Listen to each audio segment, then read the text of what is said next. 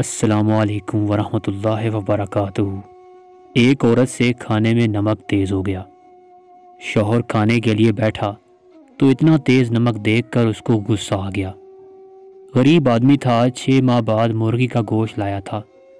6 ماہ سے دال سبزی کھا کھا کر اس کی زبان گوشت کھانے کے لیے بے چین تھی، مگر بیوی نے نمک تیز کر کے سارا سالن خراب کر دیا۔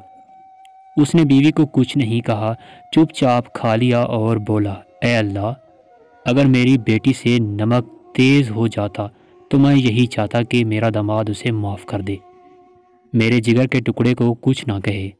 میری بیوی تو کسی کے جگر کا ٹکڑا ہے، کسی ماں باپ کی بیٹی ہے، اور سب سے بڑھ کر تیری بندی ہے۔ اے اللہ، میں اسے تیری رضا کے لیے معاف کرتا ہوں۔